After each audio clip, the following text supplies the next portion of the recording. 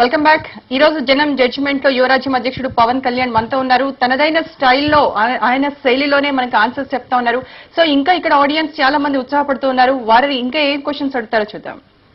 So junior NTR గారు మీకు ఎంతవరకు పోటీ అనుకుంటున్నారు? పోటీ అసలే నేను, ఎందుకంటే పోటీ తత్వం నేను నమ్మను. ఎందుకంటే ఐ బిలీవ్ ఇన్ హార్మనీ.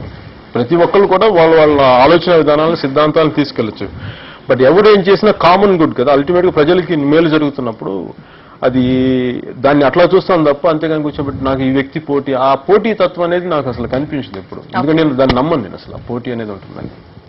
ఒక రెండు పార్టీస్ ఏంటంటే ఇండైరెక్ట్ గా కానీ డైరెక్ట్ గా కానీ అణిచేయాలని చూస్తుంది. ఒక అణిచేయడానికి ఒక కుట్ర అంటారు, రాజకీయ కుట్ర అంటారు.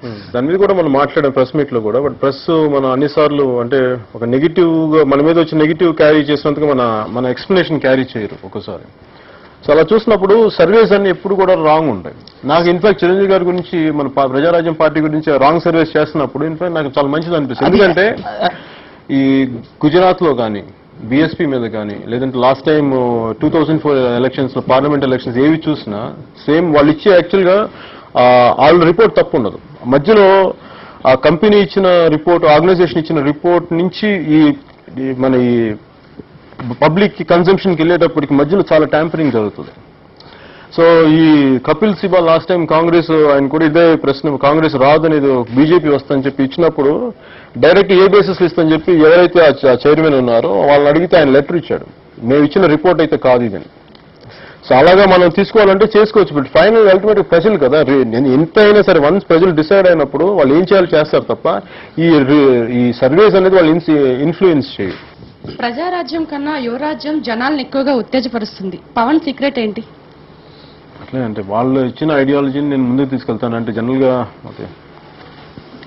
అంటే ఏదైనా చూసుకుంటే అంటే ప్రజారాజ్యం పార్టీ స్థాపించినప్పుడు తిరుపతి అంత పెద్ద బహిరంగ సభకు వచ్చిన రెస్పాన్స్ మీరు ఇక్కడ కూకట్పల్లిలో చేసిన ముందు ఎప్పుడు జనరల్ స్థాయిలో వ్యక్తులు అలా ఇన్స్ట్రక్షన్స్ ఇస్తా ఉంటారు కదా. అంటే ముందు ఎప్పుడు వర్కర్స్ ఎక్కువ అంటే పనిచేసే వాళ్ళు ఎక్కువ కనిపిస్తుంది, ఎక్కువ హడావుడి అటు ఇటు తిరుగుతుంటారు. కానీ యాక్చువల్ గా ఆ ప్రజారాజ్యం పార్టీ స్థాపించడానికి మూలకారకులు చిరంజీవి గారు. దాన్ని ఆయన కూర్చోబెట్టి నాకు ఇలాంటి ఆలోచన విధానం ఉంది, ఇంత వీళ్ళ స్ఫూర్తి ఉంది అని చెప్పి ఆయన భావాల్ని మేము ముందుకు తీసుకెళ్లే ప్రాసెస్ లో మేబీ నేను ఎక్కువ అంటే నాలో ఎక్కువ భావావేశం ఉంటుంది. సో దాంట్లో ఎక్కువ ఏదో కొంచెం హడావుడి కనిపిస్తుంది తప్ప. ఎందుకు పవన్ అంత అగ్రెసివ్ గా ఎప్పుడు ఎందుకుంటారు? నాకేం తేడా కనిపిస్తుంది, నాకు ఎప్పుడు బహిరంగ సభలకు కానీ లేదంటే రోడ్ షోలకు కానీ వచ్చినటువంటి జనాన్ని చూసి కొంత మిగతా పార్టీలకి అంటే వాళ్ళు వచ్చింది ఓట్లేయడానికి కాదు, ఎవరు వెళ్ళినా కూడా చూస్తారనేటువంటి కామెంట్స్ చాలా మంది చేశారు. దాన్ని మీరు ఏ విధంగా రిసీవ్ చేసుకుంటారు? నిజంగా వాళ్ళందరూ ఓట్లు రాలుతాయి అనుకుంటున్నారా? ఫస్ట్ అది నేను అటు ఓట్లు రాలుతాయని అట్లా అని మన జనాల్ని ఫస్ట్ నేను ఒక ఓట్ బ్యాంక్ గా చూడను.